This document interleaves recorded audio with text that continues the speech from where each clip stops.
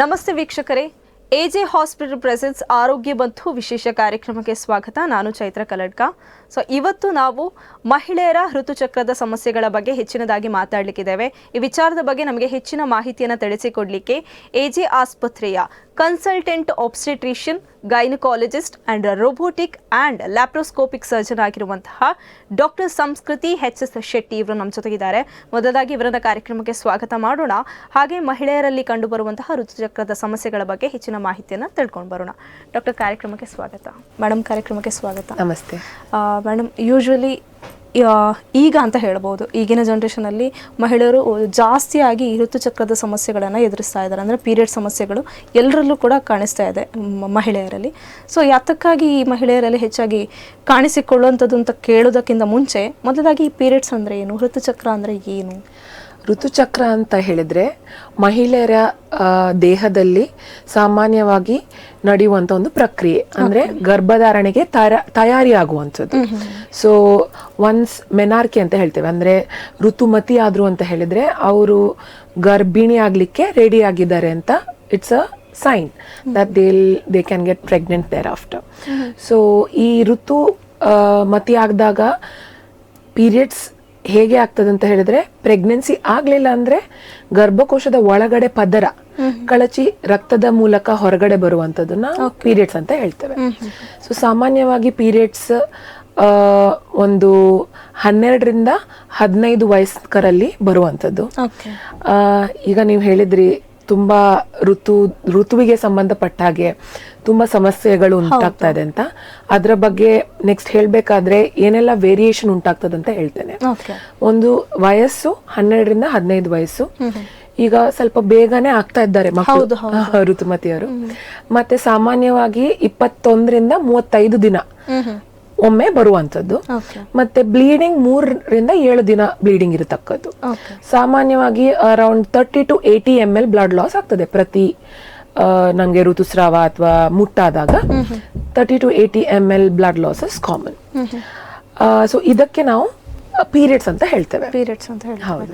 Okay ma'am, ಈಗ irregular period cycle, ಈಗ ಮಹಿಳೆಯರಲ್ಲಿ ಸಾಮಾನ್ಯವಾಗಿ ಈ ಋತುಚಕ್ರದಲ್ಲಿ ಯಾವುದೆಲ್ಲ ಸಮಸ್ಯೆಗಳು ಜಾಸ್ತಿಯಾಗಿ ಕಾಣಿಸ್ತದೆ? ಒಂದು ನಾನು ಹೇಳಲಿಕ್ಕೆ ಇಷ್ಟಪಡೋದಂತ ಹೇಳಿದ್ರೆ, ನಾನು ಹೇಳಿದ್ನಲ್ಲ, ಈಗ ನಮ್ಮ ತಾಯಂದಿರು, ಅವರ ತಾಯಂದಿರು ಅವರೆಲ್ಲ ಋತುಮತಿ ಆಗ್ಬೇಕಾದ್ರೆ ನೀವು ಕೇಳ್ಪಟ್ಟಿರ್ತೀರಿ, ನಾವು 10th ಅಲ್ಲಿದ್ವಿ ಅಥವಾ ನಾವು ಫಸ್ಟ್ PUC ಅಲ್ಲಿದ್ವಿ. So it was late menarche, ಅಂದ್ರೆ ಒಂದು 15-16 ಇಯರ್ಸ್ಗೆ ಆಗುವಂಥದ್ದು. ಆ್ಯಂಡ್ ಈಗದ ಟ್ರೆಂಡ್ ಹೇಗೆ ನಾವು ನೋಡಲಿಕ್ಕೆ ಸಿಗ್ತಾ ಇದೆ ಅಂತ ಹೇಳಿದ್ರೆ, as Young as 9 years, 10 year girls are getting the periods. So for this it's basically ಏನಾಗ್ತಾ ಇದೆ ಅಂತ ಹೇಳಿದ್ರೆ ಜೀವನ ಶೈಲಿ. ನಮ್ದು ಜೀವನ ಶೈಲಿ, ನಾವು ಏನೆಲ್ಲ ಆಹಾರ ಪದಾರ್ಥ ಉಪಯೋಗಿಸ್ತಾ ಇದ್ದೇವೆ ಅಥವಾ ಮಕ್ಕಳಿಗೆ ಏನ್ ತಿನ್ಲಿಕ್ಕೆ ಕೊಡ್ತಾ ಇದ್ದೇವೆ, ಇದ್ರ ಇಫೆಕ್ಟ್ ಅವ್ರದ್ದು ಹಾರ್ಮೋನ್ಸ್ ಮೇಲೆ ಬಿದ್ದು ಅದು ಇಂಟರ್ನ್ ಅವರ ಮೆನಾರ್ಕಿಯನ್ನು ಈಗ ಬೇಗ ಬರುವಂತೆ ಮಾಡ್ತಾ ಇದೆ. ಇದರಿಂದ ಏನಾದರೂ ಸಮಸ್ಯೆ ಆಗ್ಲಿಕ್ಕೆ? ಎಸ್, ಬೇಸಿಕಲಿ ಪ್ರಿಕಾಷಸ್ ಪ್ಯೂಬರ್ಟಿ ಅಂತ ಹೇಳ್ತೇವೆ. ಅಂತ ಹೇಳಿದ್ರೆ ಚಿಕ್ಕ ವಯಸ್ಸಿನಲ್ಲಿಯೇ ಋತುಮತಿ ಆದ್ರೆ ಅದರದ್ದೇ ಆದ ಕೆಲವು ಸಮಸ್ಯೆಗಳು ಉಂಟಾಗ್ತವೆ.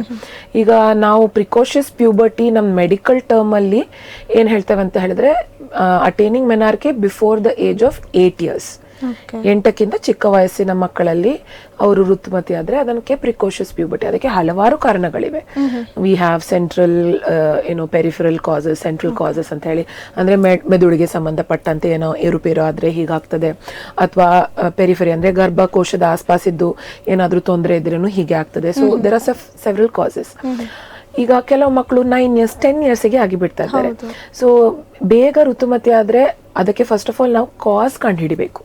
ಆಸ್ ಡಾಕ್ಟರ್ಸ್ ಹೀಗೆ ಆಯ್ತಲ್ಲ ಅಂತ ಹೇಳಿದಾಗ ನಾವು ಕಾಸ್ ಕಂಡಿಡ್ತೇವೆ. ಯಾಕೆ ಹೀಗೆ ಆಯ್ತು, ಈ ಮಗುವಲ್ಲಿ ಏನಾದ್ರೂ ತೊಂದರೆ ಇದ್ದು ಹೀಗಾಯ್ತಾ, ಅಥವಾ ಎನ್ವೈರನ್ಮೆಂಟಲ್ ಫ್ಯಾಕ್ಟರ್ಸ್ ಅಂದ್ರೆ ಅದರ ಆಹಾರ ಪದ್ಧತಿ ಸರಿ ಇಲ್ಲದೆ ಹೀಗೆ ಆಯ್ತಾ, ಅದನ್ನೆಲ್ಲ we have to find out. Plus treatments ಇರ್ತದೆ. Treatments in the sense that ಈ ಪ್ರಿಕಾಷಸ್ ಪ್ಯೂಬರ್ಟಿ ಆದ ಮಕ್ಕಳಲ್ಲಿ ಗ್ರೋತ್ ಸ್ಟಂಟೆಡ್ ಆಗ್ತದೆ. ಅಂದ್ರೆ ಈಗ ಒಂದು ಈಸ್ಟ್ರೋಜನ್, ಪ್ರೊಜೆಸ್ಟ್ರಾನ್ ಹಾರ್ಮೋನ್ ರಿಲೀಸ್ ಆದಾಗ it will act on multiple organs ಬಾಡಿಯಲ್ಲಿ. ಸೊ ಸ್ಕೆಲಿಟಲ್ ಗ್ರೋತ್ ಸ್ಟಂಟೆಡ್ ಆಗಿ ಹೋಗ್ತದೆ. ಹೈಟ್ ಬರೋದಿಲ್ಲ ಅಂತ ಮಕ್ಕಳು ಬೇಗ ಋತುಮತಿ ಆದ್ರೆ. So height growth will be stunted, short ಆಗಿರ್ತಾರೆ, ಮತ್ತೆ ಹಲವಾರು ಬೇರೆ ಬೇರೆ ಏನು ಚೇಂಜಸ್ ಇರ್ತದೆ ಅವರಲ್ಲಿ. But this is one of the most distressing thing that the parents and the kid goes to, that height ಅಷ್ಟು ಮಟ್ಟಕ್ಕೆ ಬರದೇ ಇರುವಂಥದ್ದು. ಸೊ ಈಗ ಇದು ಪ್ರಿಕಾಷಸ್ ಪ್ಯೂಬರ್ಟಿ ಆದರೆ ಕೆಲವು ಸತಿ ಡಿಲೇಡ್ ಪ್ಯೂಬರ್ಟಿ ಆಗ್ತದೆ. ಅಂದರೆ 16 ವರ್ಷ ವಯಸ್ಸಾದರೂ ಸಹ ಕೆಲವರಿಗೆ ಮುಟ್ಟಾಗದೇ ಇರುವಂಥದ್ದು. That is also abnormal. So ಅದಕ್ಕೂ like I said central cause, peripheral cause, ತುಂಬ ಕಾಸಸ್ ಇರ್ತದೆ. So when such patients come where extremes, ಅಂದರೆ 9 ವಯಸ್ಸಕ್ಕಿಂತ ಚಿಕ್ಕ ಮಕ್ಕಳು ಋತುಮತಿಯಾಗಿ ಬಂದರೆ ಅಥವಾ 15 ವರ್ಷ ನಂತರ ಋತುಮತಿ ಆಗದೆ ಬಂದರೆ, so both when such patients come ನಾವು ಕಾಸ್ ಫಸ್ಟ್ ಕಂಡುಹಿಡಿಲೇಬೇಕು. ಸೊ ಇದಲ್ಲದೆ ಬೇರೆ ಪ್ರಾಬ್ಲಮ್ಸ್ ಏನಂತ ಹೇಳಿದ್ರೆ ಇರ್ರೆಗ್ಯುಲರ್ ಪೀರಿಯಡ್ಸ್ ಅಲ್ಲಿ ನಿಮಗೆ ಪೀರಿಯಡ್ಸ್ ಬೇಗ ಬರುವಂಥದ್ದು, ಅಂದರೆ 21 ದಿವಸಕ್ಕಿಂತ ಮುಂಚೆ, ಎವ್ರಿ 20 days or 15 days. ಈಗ ಪೀರಿಯಡ್ಸ್ ಮುಗಿತು 10 ದಿನದಲ್ಲಿ ಪುನಃ ಪೀರಿಯಡ್ಸ್ ಆಗ್ತದೆ. ಮಂತ್ಲಿ ರಫ್ಲಿ 2 ಸತಿ ಪೀರಿಯಡ್ಸ್ ಆಗುವಂಥದ್ದು ಅಥವಾ 3 ಸತಿ ಪೀರಿಯಡ್ಸ್ ಆಗುವಂಥದ್ದು.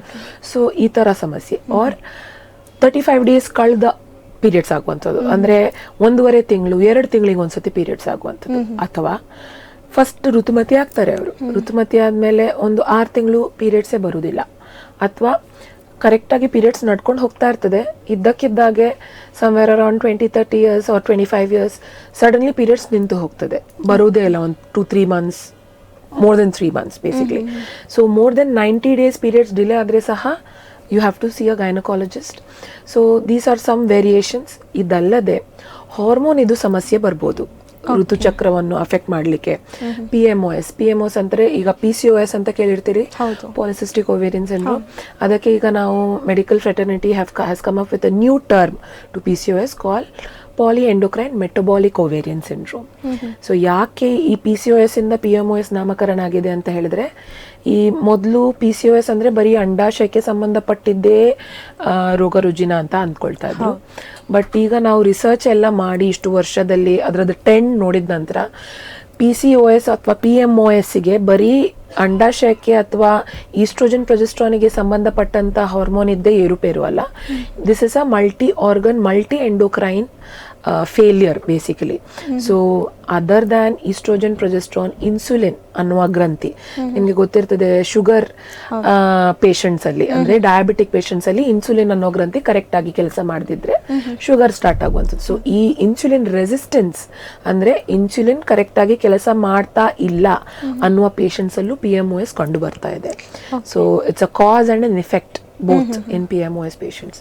ಸೊ ಈ ತರ PMOS ಥೈರಾಯ್ಡ್ ಇದ್ದು ಗ್ರಂಥಿದ್ದು ಏರುಪೇರು, ಅಥವಾ ನಿಮಗೆ ಈಸ್ಟ್ರೋಜನ್ ಪ್ರೊಜೆಸ್ಟ್ರಾನ್ ಕರೆಕ್ಟಾಗಿ ಸಮತೋಲನದಲ್ಲಿ ಕೆಲಸ ಮಾಡದಿದ್ರೆ ಆ ಹಾರ್ಮೋನ್ ಇದ್ದು ಏರುಪೇರು. ಸೊ ಹಾರ್ಮೋನ್ ವೇರಿಯೇಷನ್ಸಿಂದ ಸಹ ಋತುಚಕ್ರದಲ್ಲಿ ಏರುಪೇರು ಆಗುವಂಥದ್ದು, ಋತುಮತಿ ಆಗುವಂಥ ವಯಸ್ಸಿನಲ್ಲಿ ಏರುಪೇರು ಆಗುವಂಥದ್ದು, ಮತ್ತೆ ಎಷ್ಟು ತಿಂಗಳಿಗೊಮ್ಮೆ ಬರ್ತದೆ ನಿಮ್ಮದು ರೆಗ್ಯುಲಾರಿಟಿ ಹೇಗೆ ಇದೆ ಇದರಲ್ಲಿ ಏರುಪೇರು ಆದರೂ ಸಹ ಟೋಟಲ್ ಆಗಿ all this factor into causing menstrual abnormalities.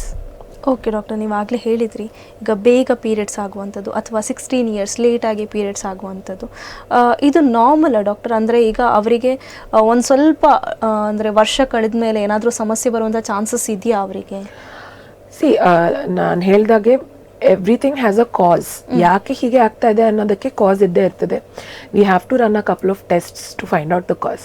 Because periods ಆಗೇ ಆಯಿತು, ಇನ್ನು ನೆಕ್ಸ್ಟ್ ಏನು ಇದು ನಾರ್ಮಲ್ ಹೀಗೆ ಬಿಟ್ಬಿಡ್ಬೋದಾ ಅಂತ ಹೇಳಿದ್ರೆ ಅದಕ್ಕೆ ಹಿಂದಿದ್ದು ಕಾಸ್ ಬೇರೆ ಏನಾದರೂ ಸೀರಿಯಸ್ ಇದ್ದು ನಾವು ಹಾಗೆ ಅದನ್ನು ನೆಗ್ಲೆಕ್ಟ್ ಮಾಡಿದರೆ then the girl child might suffer from other components of that disease. So ಈಗ ಒಂದು ಮಗುವಿಗೆ ಬೇಗ ಋತುಮತಿ ಆದ್ಲು ಅಂತ ಇಟ್ಕೊಳ್ಳುವ, ಒಂದು 8 ವಯಸ್ಸಿನಲ್ಲೇ ಋತುಮತಿ ಆಗಿ ಬಂದ್ಲು ಅಂತ ಇಟ್ಕೊಳ್ಳುವ. ಸೊ ಅದಕ್ಕೆ ನಾವು ಕಾಸ್ ಕಂಡುಹಿಡಿಯದೆ ಆಯ್ತು ತೊಂದರೆ ಇಲ್ಲ ಬೇಗ ಆಗಿಬಿಡ್ತು ಅಂತ ನೆಗ್ಲೆಕ್ಟ್ ಮಾಡಿದ್ರೆ ಒಂದು 2-3 years ಕಳೆದು ಬೇರೆ ಬೇರೆ ಸಿಂಪ್ಟಮ್ಸ್ ಶುರು ಆಗುವಂತ ಚಾನ್ಸಸ್ ಇರ್ಬೋದು.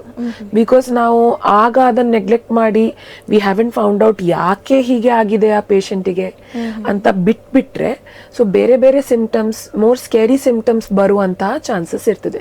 So whenever such a thing where precocious puberty ಅಥವಾ ಡಿಲೇಡ್ ಪ್ಯೂಬರ್ಟಿ, ಪ್ರೈಮರಿ ಎಮೆನೋರಿಯಾ ಅಂತ ಹೇಳ್ತೇವೆ. ಪ್ರೈಮರಿ ಎಮೆನೋರಿಯಾ ಅಂತ ಹೇಳಿದ್ರೆ 15 ವರ್ಷ ಕಳೆದ್ರೆ ಸಹ ಸಹ ಪೀರಿಯಡ್ಸ್ ಆಗದೇ ಇರುವಂತದ್ದು, ಒಂದು ಸತಿ ಪೀರಿಯಡ್ಸ್ ಆಗದೇ ಇರುವಂತದಕ್ಕೆ ನಾವು ಪ್ರೈಮರಿ ಎಮೆನೋರಿಯಾ. ಇದರಲ್ಲಿ ಸೆಕೆಂಡರಿ ಎಮೆನೋರಿಯಾ ಅಂತಾನು ಇದೆ. ಅಂದ್ರೆ ಅವರಿಗೆ ಒಂದ್ಸತಿ ಋತುಮತಿ ಆಗ್ತಾರೆ ಅವರು ಕರೆಕ್ಟ್ ವಯಸ್ಸಿನಲ್ಲಿ 12, 13 ಇಯರ್ಸ್ 14 ಇಯರ್ಸ್ ಅಲ್ಲಿ, ಮತ್ತೆ ಅವರಿಗೆ 2 ಇಯರ್ಸ್ ಪೀರಿಯಡ್ಸ್ ಇರುವುದಿಲ್ಲ. ಸೊ ಇದಕ್ಕೆ ನಾವು ಸೆಕೆಂಡರಿ ಎಮೆನೋರಿಯಾ ಅಂತ ಹೇಳ್ತೇವೆ. Everything has a cause. When one problem comes, ಆ ಪ್ರಾಬ್ಲಮ್ ಬಂದ ತಕ್ಷಣ ನೀವು ವೈದ್ಯರಲ್ಲಿ ಸಲಹೆ ಕೇಳಿದ್ರೆ ನಿಮಗೆ ನಾವು ಕರೆಕ್ಟ್ ಡೈರೆಕ್ಷನ್ ಅಲ್ಲಿ ತಗೊಂಡು ಹೋಗ್ಲಿಕ್ಕೆ ಹೆಲ್ಪ್ ಆಗ್ತದೆ. ರೈಟ್ ಟೈಮಲ್ಲಿ ರೈಟ್ ಟ್ರೀಟ್ಮೆಂಟ್. ಸೊ ಇವಾಗ ಹ್ಯಾಪಿ ನ್ಯೂಸ್ ಏನಂತ ಹೇಳಿದ್ರೆ, ಇವಾಗ ನಮ್ಮದು ರೋಗ ರುಜಿನ ನೋಡ್ಲಿಕ್ಕೆ ಸಿಗ್ತದೆ. But the good news is there is treatment for everything, there is investigation for everything. ಮುಂಚಿನ ಹಾಗೆ ಟ್ರೀಟ್ಮೆಂಟ್ ಇಲ್ಲದೆ ಅಥವಾ ಇನ್ವೆಸ್ಟಿಗೇಷನ್ ಇಲ್ಲದೆ ನಾವು ಸಸ್ಪೆನ್ಸ್ ನಲ್ಲಿ ಎಲ್ಲದಕ್ಕೆ ಬ್ಲಾಂಕೆಟ್ ಮೆಡಿಕೇಶನ್ ಕೊಡೋ ಹಾಗೆ ಇಲ್ಲ. Everything has a test that will find out why this patient is going through this. So in a good center, a patient who comes with some problem will get the right treatment. So ನಾವು ಏನು ಹೇಳೋದಂತ ಹೇಳಿದ್ರೆ, ನಿಮಗೆ symptoms ಬಂದ ತಕ್ಷಣ doctor ಸಲಹೆ ಕೇಳಲಿಕ್ಕೆ ಬನ್ನಿ, ಅದರ ಬದಲಿಗೆ ಅಕ್ಕಪಕ್ಕದವ್ರು ಏನು ಹೇಳಿದ್ರು ನೀವೇ ಜಡ್ಜ್ಮೆಂಟ್ ಕೊಡ್ಬೇಕು. ಸೊ ಈಗ ಏನಾಗಿದೆ ಅಂದ್ರೆ, ಸೋಷಿಯಲ್ ಮೀಡಿಯಾ ಆ್ಯಂಡ್ ಅಕ್ಕಪಕ್ಕದವ್ರದ್ದು ಮಾತು ಕೇಳಿ many patients neglect their health and they come back to us with more serious issues. ಹಾಗ ಬರಬೇಕಾದ್ರೆ ನಮಗೆ multiple things we have to tackle than just one problem. So ಹೀಗಾಗ್ತದೆ. ಓಕೆ ಡಾಕ್ಟರ್, ಈಗ periods ಆಗುವ ಟೈಮಲ್ಲಿ ಕೆಲವರಿಗೆ ಒಂದೊಂದು ರೀತಿಯ ಸಮಸ್ಯೆಗಳು ಕಾಣಿಸ್ಕೊಳ್ತದೆ. ಈಗ ಕೆಲವರಿಗೆ ಹೊಟ್ಟೆ ನೋವಿದ್ರೆ, ಕೆಲವರಿಗೆ ಕೈಕಾಲು ನೋವು, ಬೆನ್ನು ನೋವು, ಈ ಥರ ಎಲ್ಲ ಸಮಸ್ಯೆಗಳು ಇರುತ್ತೆ. ಆದರೆ ಈ ಹೊಟ್ಟೆ ನೋವು ಅನ್ನುವಂಥದ್ದು ಕಾಮನ್ ಆಗಿ ತುಂಬ ಜನ ಎದುರಿಸ್ತಾ ಇದ್ದಾರೆ ಹುಡುಗಿಯರು.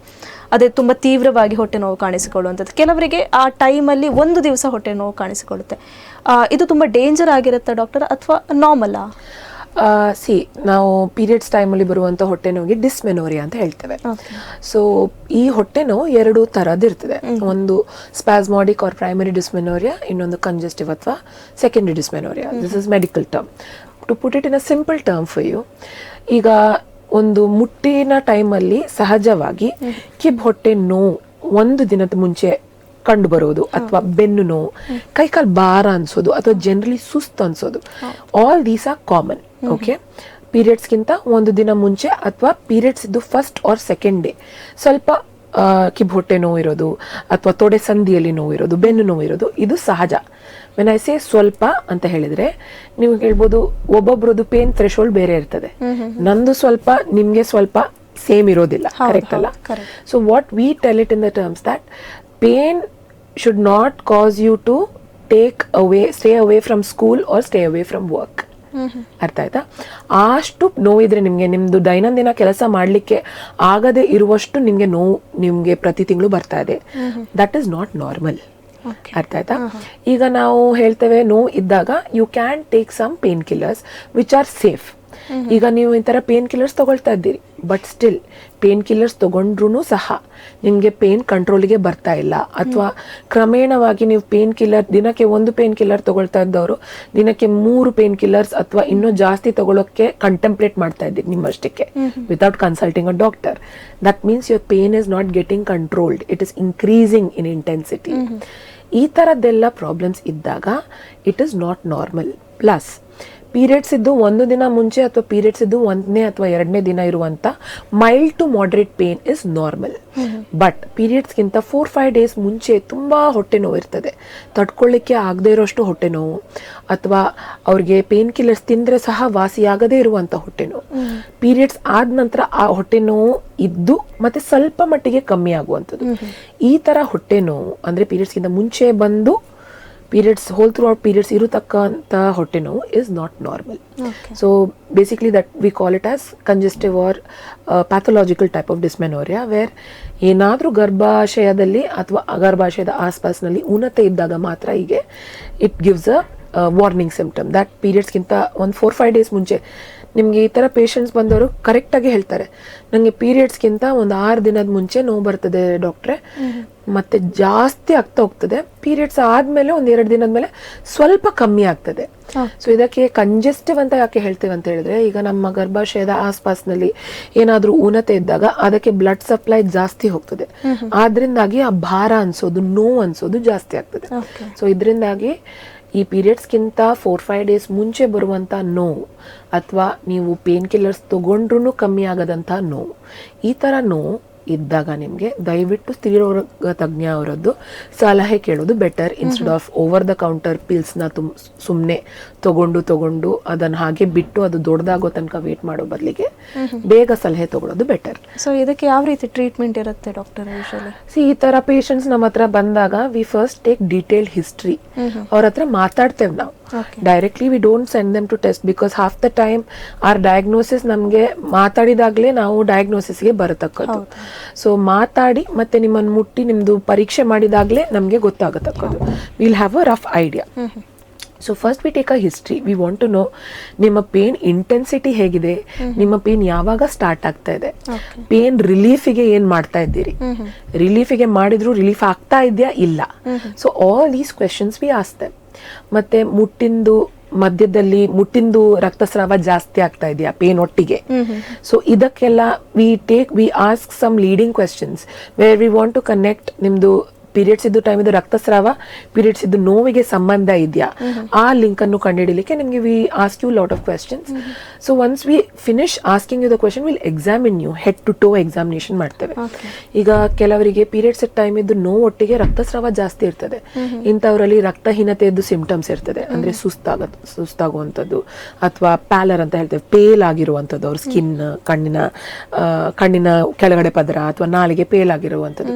ಸೊ ಈ ತರ ಎಕ್ಸಾಮಿನ್ ಮಾಡಿದಾಗ ಹೆಡ್ ಟು ಟು ಎಕ್ಸಾಮಿನ್ ಹೊಟ್ಟೆದು ಪರೀಕ್ಷೆ ಮತ್ತೆ ಯೋನಿದು ಪರೀಕ್ಷೆ, ವಜೈನಲ್ ಆರ್ ಬೈಮ್ಯಾನ್ಯುಯಲ್ ಎಕ್ಸಾಮಿನೇಷನ್ ಅಂತ ಹೇಳ್ತೇವೆ, ಯೂಟ್ರಸ್ ಇದ್ದು ಪರೀಕ್ಷೆ ನಾವು ಕ್ಲಿನಿಕಲಿ ಮಾಡಿದಾಗ ನಮಗೆ ಐಡಿಯಾ ಸಿಗ್ತದೆ ಹೇಗಿದೆ ಅಂತ. ಇದಲ್ಲದೆ we send for some basic test. ಈಗ ಅವರಿಗೆ ರಕ್ತಹೀನತೆದ್ದು ಸಿಂಪ್ಟಮ್ಸ್ ಇದ್ದರೆ ಅಥವಾ ನಾವು ಎಕ್ಸಾಮಿನ್ ಮಾಡಬೇಕಾದ್ರೆ ಆಗಿದ್ರೆ we send for haemoglobin level because we have to treat it. Correct. Then ultrasound ಮಾಡಿಸ್ತೇವೆ. One ultrasound is sufficient to give us a picture ಎಲ್ಲಿ ಏನು ರಾಂಗ್ ಆಗಿದೆ, ಅಂಡಾಶಯದಲ್ಲಿ ತೊಂದರೆ ಇದೆಯಾ, ಇದು ಗರ್ಭನಾಳದಲ್ಲಿ ತೊಂದರೆ ಇದೆಯಾ, ಗರ್ಭಾಶಯದಲ್ಲಿ ತೊಂದರೆ ಇದೆಯಾ. So it will help us localise where the problem is and to give us tailor-made treatment for each problem. It is not a blanket treatment. ಓ ಹೀಗೆ ನೋವು ಇದೆಯಾ, ಇದು ತಗೊಂಡ್ಬಿಡು ಮುಗಿತದೆ ಅಲ್ಲ. We want to find out cause find out ಮಾಡಿದಾಗಲೇ we can give full treatment to that patient judiciously. Okay doctor, ಈಗ for example ಒಂದು ನೋವು ಕಾಣಿಸಿಕೊಳ್ಳುತ್ತೆ ಅಥವಾ ಇರೆಗ್ಯುಲರ್ ಪೀರಿಯಡ್ ಸೈಕಲ್ ಅಂತ ಆಗತ್ತಲ್ಲ ಈಗ ಹುಡುಗಿಯರಿಗೆ. ಆಗ ಯೂಶಲಿ ಈಗ ಹುಡುಗಿಯರ ಅಂದರೆ ತೂಕದಲ್ಲಿ ಹೆಚ್ಚಾಗುವಂಥದ್ದು ಅಥವಾ ಮುಖದಲ್ಲಿ ಈಗ ಮೊಡವೆಗಳು ಕಾಣಿಸಿಕೊಳ್ಳುವಂಥದ್ದು, ಹೇರ್ ಫಾಲ್ ಆಗುವಂಥದ್ದು, ಇದೆಲ್ಲ ಸಮಸ್ಯೆಗಳು ಯಾತಕ್ಕಾಗಿ ಕಾಣಿಸಿಕೊಳ್ತವೆ ಡಾಕ್ಟರ್? ಸೊ ನೀವು ಹೇಳಿದ್ದು ಎಲ್ಲ symptoms is a component of PMOS. Okay, PMOS ಅಂದರೆ ನಾನು ಹೇಳಿದ್ನಲ್ಲ, PCOS ಈಗ PMOS ಆಗಿ ಬದಲಾಗಿದೆ. So that is polyendocrine metabolic ovarian syndrome ಅಂತ. ಸೊ ಇದರಲ್ಲಿ ಏನಾಗ್ತದೆ ಅಂತ ಹೇಳಿದ್ರೆ ಬೇಸಿಕ್ಲಿ ಅಂಡಾಣು ಉತ್ಪತ್ತಿ ಆಗ್ತಾ ಇಲ್ಲ, ಆನ್ ಓವ್ಯುಲೇಷನ್ ಅಂತ ಹೇಳ್ತೇವೆ. ಈ ಅಂಡಾಣು ಯಾಕೆ ಉತ್ಪತ್ತಿ ಆಗ್ತಾ ಇಲ್ಲ ಅಂತ ಹೇಳಲಿಕ್ಕೆ ಮಲ್ಟಿಪಲ್ ಹಾರ್ಮೋನ್ ಇನ್ವಾಲ್ವ್ ಆಗಿರ್ತದೆ. ಮಲ್ಟಿಪಲ್ ಹಾರ್ಮೋನ್ ಅಂತ ಹೇಳಿದ ತಕ್ಷಣ ನೀವು ಕೇಳ್ಬೋದು ಏನೆಲ್ಲ, ಓವೇರಿಯನ್ ಅಂತ ಹೇಳಿದ್ರೆ ಬರೀ ಓವರೀಸ್ಗೆ ಸಂಬಂಧಪಟ್ಟಿದ್ದ ಅಂತ ಕೇಳ್ತಾರೆ ಕೆಲವರು. ಸೊ ಓವೇರೀಸ್ಗೆ ಮಾತ್ರ ಸಂಬಂಧಪಟ್ಟಿದ್ದಾಗೆ ಅಲ್ಲ. ನೀವು ಹೇಳಿದ್ರೆ ಈಗ ಬೊಜ್ಜುತನ ಜಾಸ್ತಿ ಬೆಳೀತದೆ ಅಥವಾ ಕೂದಲು ಉದುರುವಿಕೆ ಆಗ್ತದೆ ಅಥವಾ ಆಕ್ನೆ ಬರ್ತದೆ ಅಂದ್ರೆ ಮೊಡವೆ ಬರ್ತದೆ ಅಂತ. ಸೊ ಎಲ್ಲದಕ್ಕೆ ಒಂದೊಂದು ಹಾರ್ಮೋನ್ ಸಂಬಂಧಪಟ್ಟಿದೆ. ಈಗ ಅಂಡಾಣು ಉತ್ಪತ್ತಿ ಆಗ್ತಾ ಇಲ್ಲ PMOS ಪೇಷಂಟ್ಸ್ ನಲ್ಲಿ, ಆನ್ ಓವ್ಯುಲೇಷನ್ ಆಗ್ತಾ ಇದೆ ಅಂತ ಹೇಳಲಿಕ್ಕೆ ಈಸ್ಟ್ರೋಜನ್ ಪ್ರೊಜೆಸ್ಟ್ರಾನ್ ಗ್ರಂಥಿಗಳಿದ್ದು ಅಸಮತೋಲನದಿಂದ ಆಗ್ತದೆ. ಯಾಕೆ ಮೊಡವೆ ಬೀಳ್ತಾ ಇದೆ ಅಂತ ಹೇಳಿದ್ರೆ ಟೆಸ್ಟೆಸ್ಟ್ರಾನ್ ಮೇಲ್ ಹಾರ್ಮೋನ್ ಹುಡುಗಿಯರಲ್ಲಿ ಜಾಸ್ತಿ ಆದಾಗ ಮೊಡವೆ ಬೀಳ್ತಕ್ಕದ್ದು. ಮತ್ತೆ ಮೇಲ್ ಪ್ಯಾಟರ್ನ್ ಬಾಲ್ಡ್ನೆಸ್ ಅಂತ ಹೇಳಿದ್ರೆ ನಾವು ಬಕ್ತಲೆ ತೆಗಿತೀವಲ್ಲ ತಲೆದು, ದಟ್ ಬಕ್ತಲೆ ಅಗಲ ಆಗ್ತಾ ಹೋಗೋದು. So this is called male pattern baldness in females. So ಈ ತರ ತಲೆ ಕೂದಲು ಉದುರುವಿಕೆ. ಅಂಡ್ ಏನಾಗ್ತದೆ ಅಂದ್ರೆ ಇಟ್ಸ್ ಅ ಪ್ಯಾರಾಡಾಕ್ಸ್. ತಲೆ ಕೂದಲು ಉದುರ್ತದೆ ಬಟ್ ಬೇರೆ ಕಡೆ ಎಲ್ಲ ಕೂದಲು ಬೆಳ್ಕೊಳ್ತದೆ. ಸೊ ಚಿನ್ ಆಸ್ಪಾಸ್ನಲ್ಲಿ, ಅಪ್ಪರ್ ಲಿಪ್ ಮತ್ತೆ ಚೆಸ್ಟ್ ಏರಿಯಾ, ಲೋವರ್ ಆಬ್ಡಮಿನ್, ಬೆನ್ನ ಹಿಂದ್ಗಡೆ ಕೆಳಗೆ ಬೆನ್ನ ಜಾಗದಲ್ಲಿ ಇಲ್ಲೆಲ್ಲ ಕೂದಲು ಜಾಸ್ತಿ ಬೆಳೆಯುವಂಥದ್ದು. ಇದಕ್ಕೆ ಹಿರ್ಸುಟಿಸಮ್ ಅಂತ ಹೇಳ್ತೇವೆ. ಸೊ ಇದಕ್ಕೆ ಸಹ ಟೆಸ್ಟೆಸ್ಟ್ರಾನ್ ಮತ್ತೆ ಕೆಲವು ಹಾರ್ಮೋನ್ಸ್ ಇದ್ದು ಅಸಮತೋಲನೆಯಿಂದ ಈ ತರ ಬೆಳೆಯುವಂಥದ್ದು. ಸೊ PMOS ಅಂತ ಸಮಸ್ಯೆ ಈಸ್ಟ್ರೋಜನ್, ಪ್ರೊಜೆಸ್ಟ್ರಾನ್, ಟೆಸ್ಟೆಸ್ಟ್ರಾನ್ ಮತ್ತೆ ಇನ್ಸುಲಿನ್ ರೆಸಿಸ್ಟೆನ್ಸ್ ಅಂತ ಹೇಳಿದ್ನಲ್ಲ, ಈ ಬೊಜ್ಜು ಬೆಳಿಲಿಕ್ಕೆ ಇನ್ಸುಲಿನ್ ರೆಸಿಸ್ಟೆನ್ಸ್ ಅಂತ ಹೇಳಿದ್ರೆ ನಮ್ಮ ಬಾಡಿಯಲ್ಲಿ ಇನ್ಸುಲಿನ್ ಅನ್ನುವ ಗ್ರಂಥಿ ನಾವು ತಿನ್ನುವಂಥ ಆಹಾರ ಪಚನ ಆಗಿ ಅದು ಕರೆಕ್ಟಾಗಿ ನಾವು ಯುಟಿಲೈಸ್ ಮಾಡ್ಕೊಳ್ಳಿಕ್ಕೆ ಬೇಕಾಗುವಂಥ ಗ್ರಂಥಿ.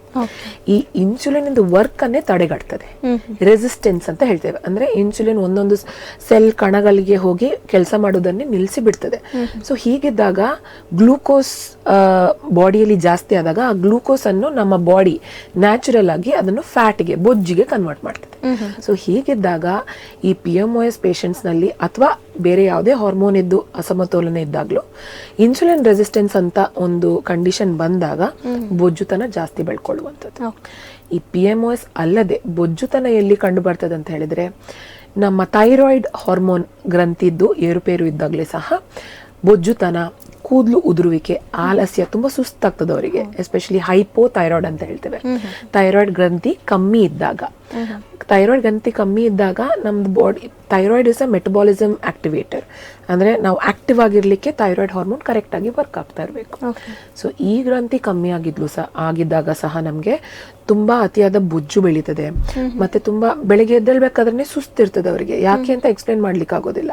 ಸೊ ಸುಸ್ತಾಗುವಂಥದ್ದು, ತುಂಬಾ ನಿದ್ದೆ ಬರುವಂಥದ್ದು, ತೂಕಡಿಕೆ ಇರುವಂಥದ್ದು, ಮತ್ತೆ ಅಲ್ಲಲ್ಲಿ ಕಾಲಿನಲ್ಲಿ ಮತ್ತೆ ತೊಡೆ ಭಾಗದಲ್ಲಿ ಬೊಜ್ಜು ಜಾಸ್ತಿ ಆಗುವಂಥದ್ದು. ಸೊ ಈ ತರ ಹಾರ್ಮೋನ್ ಏರುಪೇರು, ಮಲ್ಟಿಪಲ್ ಹಾರ್ಮೋನ್ಸ್, ಬರೀ ಒಂದು ಅಂಡಾಶಯಕ್ಕೆ ಸಂಬಂಧಪಟ್ಟಿದ್ದಾಗೆ ಅಥವಾ ಗರ್ಭಕೋಶದ್ದು ಸಂಬಂಧಪಟ್ಟಿದ್ದಾಗೆ ಗ್ರಂಥಿಗಳಲ್ಲದೆ ಬಾಡಿಯಲ್ಲಿ ಯಾವ ಗ್ರಂಥಿದ್ದು ಏರುಪೇರು ಆದ್ರೆ ಸಹ it will have effect on oestrogen and progesterone. ಅಂದ್ರೆ ಗರ್ಭಾಶಯಕ್ಕೆ ಸಂಬಂಧಪಟ್ಟಂತ ಗ್ರಂಥಿ ಬರೀ ಅದ್ರದ್ದು ಗ್ರಂಥಿ ಅಲ್ಲದೆ ಬೇರೆ ಎಲ್ಲ bodies hormones also act on a female reproductive health ಅಂತ ಹೇಳ್ಬೋದು. ಹಾಗಾದರೆ ಡಾಕ್ಟರ್, ಈ ಥರ ಅಂದರೆ ಋತುಚಕ್ರದ ಸಮಸ್ಯೆ ಇದ್ದವರ ಜೀವನ ಶೈಲಿ ಹೇಗಿರಬೇಕು ಡಾಕ್ಟರ್, ಯೂಶಲಿ ಹೇಳೋದಾದರೆ? ಡಾಕ್ಟರ್ಸ್ ಎಲ್ಲ ಕಡೆ ಹೇಳ್ತಾರೆ you have to follow healthy lifestyle, but to follow a healthy lifestyle you need to be consistent. ಅಂದರೆ ನೀವು ತುಂಬ ಜನ they try to follow a healthy lifestyle. The problem with people is, ಒಂದು ದಿನ ಮಾಡ್ತಾರೆ, 2 ದಿನ ಮಾಡ್ತಾರೆ, the third day they expect result. But that should not be your attitude. Gradually go on being consistent. ಈಗ ತುಂಬ ಜನ ಜಿಮ್ಮಿಗೆ ಹೋಗ್ತಾರೆ ಅಥವಾ they go to some form of exercise and initially they will see weight loss ಇರ್ತದೆ, ಒಂದು 2-3 kg weight loss ಆಗ್ತದೆ, 4-5 kgs weight loss ಆಗ್ತದೆ. They feel very happy. Then after a period of time ಅದು ವೇಟ್ ಲಾಸ್ ಕಾಣೋದಿಲ್ಲ ಅವ್ರಿಗೆ. ಅಂದರೆ ತೂಕ ನೋಡಿದಾಗ not much variation, then they get very depressed, then they stop doing. See, whatever, ಈಗ ನೀವು ಒಂದು ಹೆಲ್ದಿ ಜೀವನ ಶೈಲಿಯನ್ನು ನೀವು ಅಳವಡಿಸ್ಕೊಳ್ಬೇಕಾದ್ರೆ your motto should not be about just weight loss. Of course, weight loss is a added perk. It will keep you motivated. Okay. But your aim should not be just weight loss. Your aim should be whether you are being healthy. ಈಗ ನೀವು ಮೊದಲು ಒಂದು 10 steps ನಡ್ಕೊಂಡು ಹೋಗ್ಬೇಕಾದ್ರೆ ಉಬ್ಬಸ ಬರ್ತಾ ಇದ್ರೆ, ನೀವು ಒಂದು ಹೆಲ್ದಿ ಲೈಫ್ ಸ್ಟೈಲ್ ಅಳವಡಿಸ್ಕೊಂಡ ಮೇಲೆ ಆ 10 ಸ್ಟೆಪ್ಸ್ ನಡ್ಕೊಳ್ಬೇಕಾದ್ರೆ ಉಬ್ಬಸ ಇಲ್ಲದೆ 10 ಸ್ಟೆಪ್ಸ್ ನಡ್ಕೊಂಡೋದ್ರೆ that itself is an achievement. You know, you should not neglect that aspect. So healthy lifestyle in the sense ಆದಷ್ಟು ಮನೆಯಲ್ಲಿ ಮಾಡಿರುವಂಥ ಪದಾರ್ಥ ಸೇವನೆ ಮಾಡುವಂಥದ್ದು, ಆದಷ್ಟು ಆಯಿಲಿ ಫುಡ್ ಅನ್ನು ಅವಾಯ್ಡ್ ಮಾಡಿ, ಪ್ರೊಸೆಸ್ಡ್ ಫುಡ್, ಈಗ ಪ್ಯಾಕೇಜ್ಡ್ ಫುಡ್ ಇರ್ತದಲ್ಲ ಅದನ್ನು ಅವಾಯ್ಡ್ ಮಾಡುವಂಥದ್ದು, ಮತ್ತೆ ಫ್ರೂಟ್ ಜ್ಯೂಸಸ್ ಬದಲಿಗೆ ಹೋಲ್ ಫ್ರೂಟ್ಸ್ ಅನ್ನು ತಿನ್ನುವಂಥದ್ದು. So all these are the small changes that you can bring in your life style. YONO, ಈಗ ಹೊರಗಡೆ ತಿನ್ನಲೇಬೇಡಿ ಅಂತ ಹೇಳೋದಿಲ್ಲ. even if you eat outside, you reduce the number of meals that you're having outside. Or you make sure that whatever calories you're taking in, you burn it off in the form of exercise. ಈಗ exercise ಅಂತ ಹೇಳಿದ ತಕ್ಷಣ ಎಲ್ಲರೂ ಹೆದರಿ ಅಯ್ಯೋ ಜಿಮ್ಗೆ ಹೋಗ್ಬೇಕಾ, ಇದೇ ಮಾಡ್ಬೇಕಾ? No, a simple walk, a simple yoga, stretching exercise, ಈಗ sitting exercises are there, something that causes you to sweat. ನೀವು ಏನ್ ಮಾಡ್ಬೇಕಂದ್ರೆ ನಿಮ್ಮ ವ್ಯಾಯಾಮ ಹೇಗಿರ್ಬೇಕಂದ್ರೆ you should be able to sweat. So sweating exercises, sweating movements are anything that causes you to sweat, that also is considered an exercise. So you can do that. Some people like dancing, so dance. Okay, any form of activity that causes you to sweat is called an exercise. So do what you like instead of making it seem like a punishment. So ಹೀಗಿದ್ದಾಗ ನೀವು consistent ಆಗಿ ಅದನ್ನು follow ಮಾಡ್ತೀರಿ. You will not leave it because you like doing it, right? So basically consistency is the key. Weight loss is a perk, but weight loss should not be the goal. weight loss is like an added perk, but your health, how you were before you started this lifestyle and how you are after you started this lifestyle is what matters. Okay doctor, ಈಗ ಕೆಲವರು ಏನು ಅಂದರೆ ಕೆಲವು ಹುಡುಗಿಯರು ಇರ್ತಾರೆ, ಅಂದರೆ ಅವರಿಗೆ irregular period cycle ಇರುತ್ತೆ ಅಥವಾ ಪೀರಿಯಡ್ಸಲ್ಲಿ ಆಗ್ತಾ ಇರಲ್ಲ, ಅಂದರೆ ಮಂತ್ಲಿ ಆಗ್ತಾ ಇರಲ್ಲ. ಆಗ ಏನು ಮಾಡ್ತಾರೆ, ಡಾಕ್ಟರನ್ನು ಕನ್ಸಲ್ಟ್ ಆಗ್ತಾರೆ, ಡಾಕ್ಟರ್ನ ಕನ್ಸಲ್ಟ್ ಆಗಿ ಮದ್ದು ತಗೊಳ್ತಾರೆ. ಸೊ ಆಗ ಅವರಿಗೆ ಒಂದು ಅಂದರೆ ಕ್ವಶನ್ ಬರುತ್ತೆ, ಅಂದರೆ ಈಗ ಡಾಕ್ಟ್ರ್ ಹತ್ರ ಮದ್ದು ತಗೊಂಡ್ರೇ ನನಗೆ ಮಂತ್ಲಿ ಪೀರಿಯಡ್ಸ್ ಆಗುವಂಥದ್ದು, ಅಥವಾ ನಾನು ರೆಗ್ಯುಲರ್ ಆಗಿ ಪೀರಿಯಡ್ಸ್ ಆಗಲಿಕ್ಕೆ ಸಾಧ್ಯ ಇಲ್ವಾ ಅಂತ ಪ್ರಶ್ನೆ ಬರುತ್ತೆ. ಸೊ ಇದಕ್ಕೇನು ಹೇಳ್ತೀರಾ ಅಂತ ಹೇಳಿ. ಡಾಕ್ಟರ್ಸ್ ಹತ್ರ ನೀವು ಬರೋದು ಯಾಕೆ ಅಂತ ಹೇಳಿದ್ರೆ ಏನು ಸಮಸ್ಯೆ ಇದೆ ಅಂತ ಕಂಡುಹಿಡಲಿಕ್ಕೆ ಬರ್ತೀರಿ, ಪಾಯಿಂಟ್ 1, ರೈಟ್? ಸೊ ನಾವು ಕಂಡು ಹಿಡ್ದಾದ್ಮೇಲೆ ವಿ ಗಿವ್ ಯು ಅಡ್ವೈಸ್. ನಾವು ಈಗ ಡಾಕ್ಟರ್ ಹತ್ರ ನೀವು ಹೋದಾಗ an experienced doctor will only not give you medications and leave you off. She will always advise you, he or she will always, they will always advise you that you have to have healthy lifestyle. Iga when it mainly comes to PMOS or any form of hormone imbalance, that hormone imbalance can be corrected to some extent, to a major extent I can say, with a healthy lifestyle itself, especially PMOS. PMOS patients, when you tell them strict lifestyle advice, and those who follow that strict lifestyle advice, they have given best results. Yes. But most of them will give up after a while, you know. ಸರಿ ಆಗ್ತದೆ, they will follow everything, ಸರಿ ಆಗ್ತದೆ, ಅದಾದ್ಮೇಲೆ ಸರಿ ಆಯ್ತಲ್ಲ ಅಂತ ಬಿಟ್ಬಿಡ್ಬಾರ್ದು. That is the thing. So that's the thing with lifestyle. Secondly, medication ಕೊಡೋದು only if there is very gross abnormality in your hormones or any other test result, gross ಆಗಿ ಏನಾದರೂ ಚೇಂಜಸ್ ಇದ್ರೆ ಮಾತ್ರ ವಿ ಗಿವ್ ಮೆಡಿಕೇಶನ್ಸ್. ಅದು ಹೇಳಿದ ತಕ್ಷಣ ಈಗ medications ನಾವು ಕೊಡ್ತೇವೆ, ಕೆಲವ್ರು ಏನು ಮಾಡ್ತಾರೆ, ಮನೆಗೆ ತೊಗೊಂಡು ಹೋಗ್ಬೇಕಾದ್ರೆ ಕರೆಕ್ಟ್ ಆಗಿರ್ತಾರೆ, ಅಕ್ಕಪಕ್ಕದವ್ರ ಹತ್ರ ಅಥವಾ they will use some multimedia or social media advices, then they'll stop taking in between. So ಹಾಗೆ ಏರ್ಪೇರು ಆಗುವಂಥ ಚಾನ್ಸಸ್ಸು ಇರ್ತದೆ. ಬಟ್ ಬರೀ ಮೆಡಿಸಿನ್ ತೊಗೊಂಡ್ರೆ ಮಾತ್ರ ನನಗೆ ಇನ್ನು ಮುಟ್ಟಾಗುವಂಥದ್ದು ಅನ್ನೋದು it's a bad wrong notion, ಅರ್ಥ ಆಯ್ತಾ? ಸೊ ತಪ್ಪು ಕಲ್ಪನೆ ಅದು. ಯಾಕಂದರೆ ನಿಮ್ಮದು hormone health, your menstrual health basically mainly depends on your lifestyle. How you're leading your lifestyle really matters a lot. And most of them neglect the aspect of stress. Iga now in this competitive world, everyone is in stress. ನೀವು ಚಿಕ್ಕ ಮಕ್ಕಳಿಂದ ಹಿಡಿದು ದೊಡ್ಡವ್ರ ತನಕ stress ಅಲ್ಲೇ ಇರ್ತಾರೆ. So ಸ್ಕೂಲಲ್ಲಿ ಇರಬೇಕಾದ್ರೆ ಫಸ್ಟ್ ಬರುವಂಥ ಸ್ಟ್ರೆಸ್ ಇರ್ತದೆ, ಕಾಲೇಜಿಗೆ ಹೋದ್ಮೇಲೆ ಪ್ರೊಫೆಷನಲ್ ಕಾಲೇಜಿಗೆ ಹೋಗುವಂಥ ಸ್ಟ್ರೆಸ್ ಇರ್ತದೆ. So stress management also becomes very important. So it is not that you will not come back to normal, you will come back to normal, but it requires effort. Okay, only drugs are not the solution. It is multimodal, basically lifestyle with medication, so that you can wean off the medication and continue your healthy lifestyle to keep your menstrual health good. Okay doctor, ಈಗ ನಮ್ಮ ಕಾರ್ಯಕ್ರಮದ ಕೊನೆಯ ಭಾಗವಾಗಿ Young ಜನ್ರೇಷನ್ಗೆ ನಿಮ್ಮದೊಂದು ಒಳ್ಳೆ message ಕೊಡೋದಿದ್ರೆ ಏನು ಕೊಡ್ಲಿಕ್ಕೆ ಇಷ್ಟಪಡ್ತೀರಾ? To the young generation, all I want to say is keep a menstrual calendar.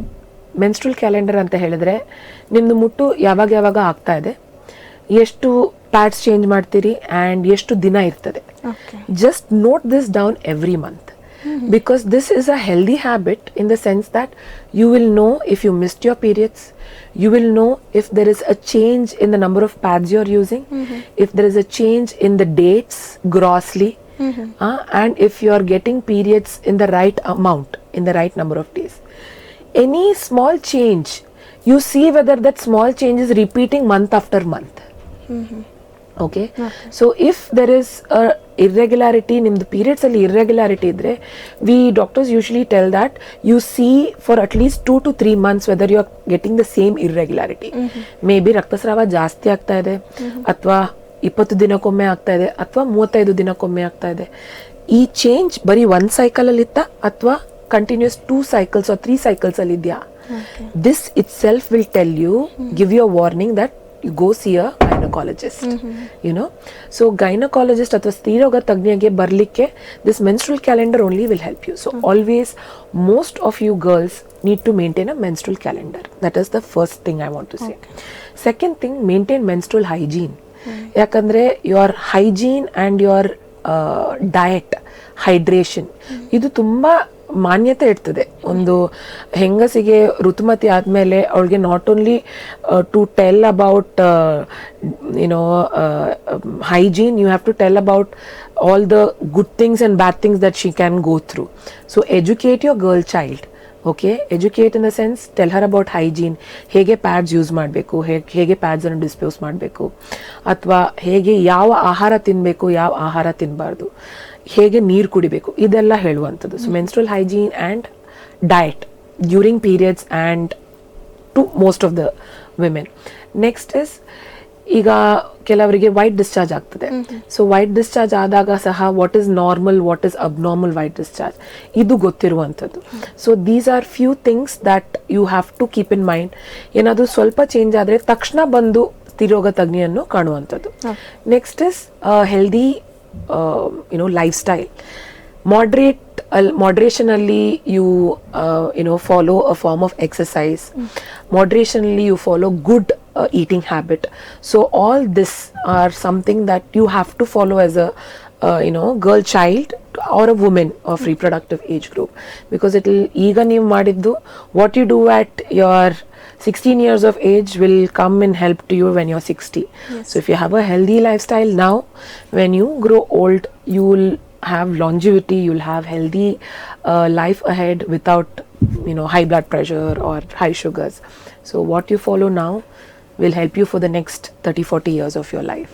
So okay, this is what I want to say. Thank you doctor. ಒಂದೊಳ್ಳೆ ಈ ಒಂದು ಕಾರ್ಯಕ್ರಮದಲ್ಲಿ ಒಂದೊಳ್ಳೆ ಮಾಹಿತಿಯನ್ನು ಕೊಟ್ಟಿದ್ದಾರೆ, ಎಲ್ಲ ಯಂಗಿಂದ ಹಿಡಿದು ಆ್ಯಂಡ್ ಎಲ್ರಿಗೂ ಹೆಲ್ಪ್ ಆಗುತ್ತೆ ಮಹಿಳೆಯರಿಗಿದು. And thank you so much. ಧನ್ಯವಾದ.